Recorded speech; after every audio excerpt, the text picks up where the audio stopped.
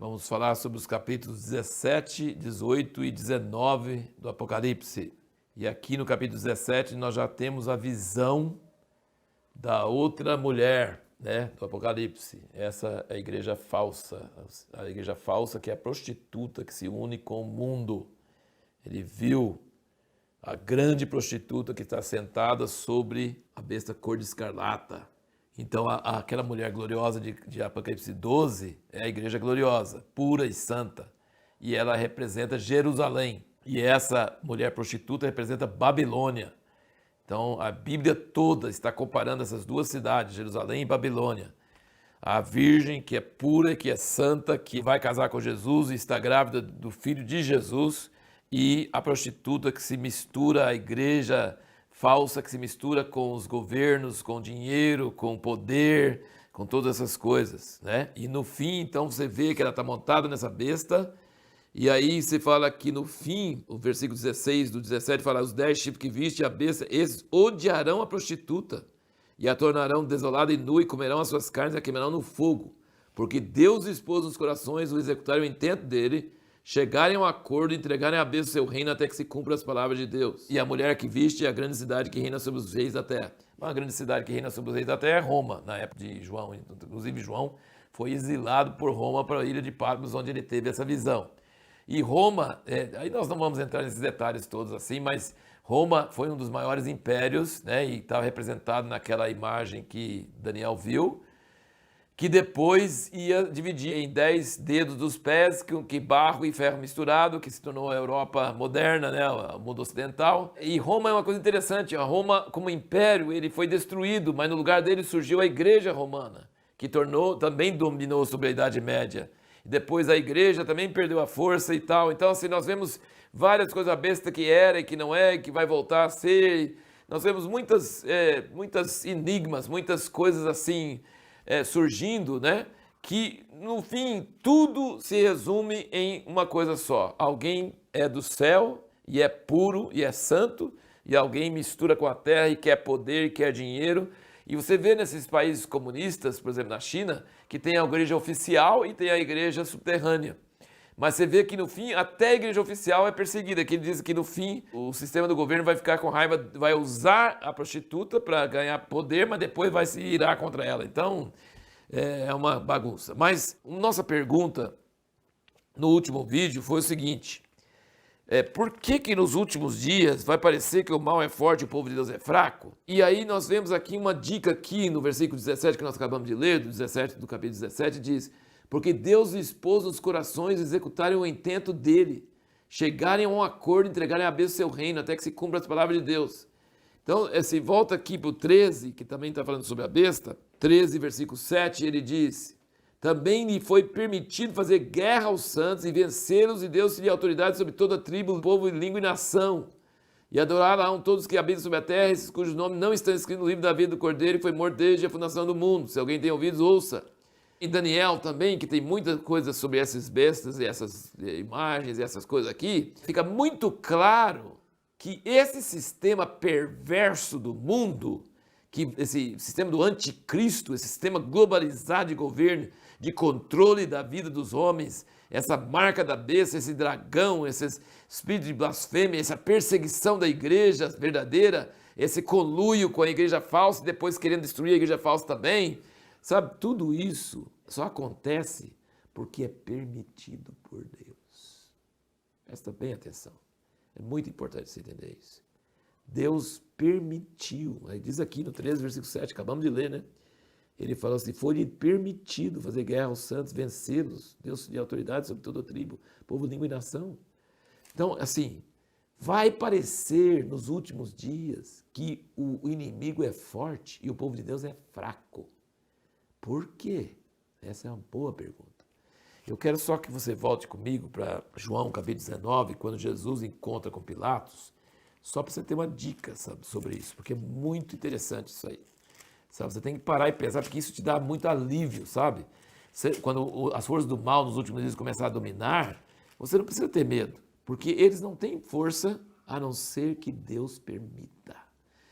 João 19, versículo 8. Ora, Pilatos, quando ouviu essa palavra, mais atemorizado ficou, entrando outra vez no pretório, perguntou a Jesus: de onde és tu? Mas Jesus não lhe deu resposta. Pilatos ficou assim, admirado. Disse então Pilatos: não me respondes?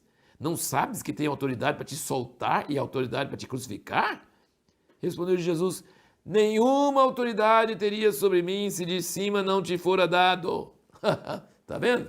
Ele está falando assim: eu não tenho medo de você, você não resolve nada, porque você só tem autoridade porque Deus permite. Tipo, né? Tem uma outra passagem aqui em Atos 4, 26. Levantaram-se os reis da terra, as autoridades ajuntaram-se a uma contra o Senhor e contra o seu ungido, porque verdadeiramente se ajuntaram nessa cidade contra o seu santo servo Jesus, ao qual ungiste, não só Herodes, mas também Pôncio Pilatos com os gentios e o povo de Israel, para fazerem tudo o que a tua mão e o teu conselho predeterminaram que se fizesse. Toda vez que eles falam, vocês mataram Jesus, Pedro fala, mas foi para cumprir as Escrituras. Jesus não ia morrer se ele não quisesse. A visão bíblica é o seguinte: vai ter um sistema corrupto, anticristo, poderoso sobre a terra.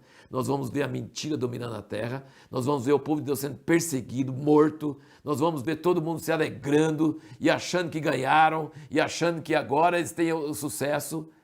Mas sabe o que eles conseguem fazer isso? Porque Deus vai deixar. Só. E sabe por que Deus vai deixar? Porque Ele quer passar o povo dele pela peneira, para saber quem realmente ama Ele de verdade. Ele falou, será que quando o Filho de Deus vir para a terra, ele vai encontrar fé na terra, passando por todos esses problemas e ainda teimando em crer que Deus é o vitorioso e Deus é que controla e não abrindo mão da fé? Isso é uma grande glória para Deus. Então Deus, Ele gosta de emoção. Ele vai estar perdendo de 7-1 e no fim, nos últimos 2 minutos, Ele vai ganhar de 8-7. Então assim, como é que vai ser? É uma coisa, só Deus vai gostar de uma coisa dessa, mas Deus vai fazer isso, tá? Isso é importante. E agora seguimos então em frente para a queda da Babilônia. E aqui você viu nos profetas do Velho Testamento, acho que Ezequiel também, que fala sobre isso também, sabe? Sobre a queda da Babilônia. E todo mundo chorando em uma só hora. Gente, eu creio que a economia do mundo vai tomar um tombo alguma hora, que vai ser em uma hora. Vai ser pior que a Grande Depressão, que aconteceu no século XX e nos anos 20. Vai ser terrível. E eu quero chamar a sua atenção. Aqui tem 3 ais. Versículo 10 do 18, ele diz, fala no 9, os reis da terra, estando de longe por meio do tormento dela, dirão, ai, ai da grande cidade Babilônia, cidade forte, pois numa só hora veio o teu julgamento. E aí, versículo 16, os mercadores, versículo 15, fala dos mercadores, dizendo, ai, ai da grande cidade, da que estava vestida de linho fino, de púrpura, de escarlate, ornada com ouro, pedras preciosas e pérolas, porque numa só hora foram assoladas tantas riquezas. E depois ele fala sobre os pilotos dos navios, né, que navegavam e levavam todas essas riquezas, versículo 19, lançaram pó sobre as suas cabeças e clamavam, chorando e lamentando, dizendo, ai, ai, da grande cidade. O mesmo motivo que eles estão falando ai, olha no 19, versículo 1. Depois dessas coisas ouvi no céu, como que uma grande voz de uma imensa multidão que dizia, aleluia, salvação e a glória e o poder pertencem ao nosso Deus, porque verdadeiros e justos são seus juízos, pois julgou a grande prostituta, que havia corrompido a terra com sua prostituição e das mãos dela vingou o sangue dos seus servos.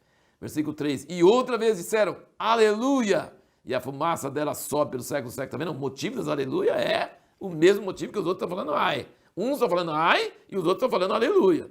Versículo 4, então os 24 anciãos e os 4 seres viventes prostraram-se e adoraram a Deus que está sentado no trono, dizendo amém, aleluia. Os 24 anciãos e os 4 seres viventes. E o versículo 6, também ouvi uma voz como a de grande multidão, como a voz de muitas águas, como a voz de fortes trovões, que dizia, aleluia, porque já reina o Senhor nosso Deus, o Todo-Poderoso.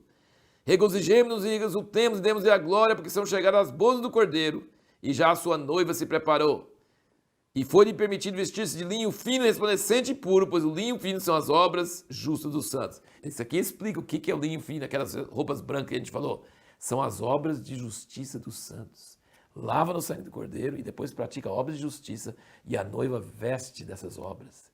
Quantas pessoas de Deus no mundo estão fazendo coisas abnegadas, sofrendo tudo por amor a Cristo, e isso está formando a vestido da noiva. Durante todos os séculos, todas aquelas obras bonitas que o povo de Deus tem feito e está fazendo hoje, forma a vestimenta da noiva. E aí depois, no versículo 11 até o 21 do 19, nós vemos a segunda vinda de Cristo.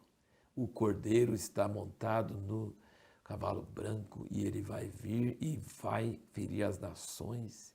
Ele é o Rei dos reis, o Senhor dos senhores e vai vencer todos os que eram contra ele. E olha o versículo 20, a besta foi presa e com ela o falso profeta, fizeram diante dela os sinais com que enganou os que receberam o sinal da besta, os que adoraram a sua imagem.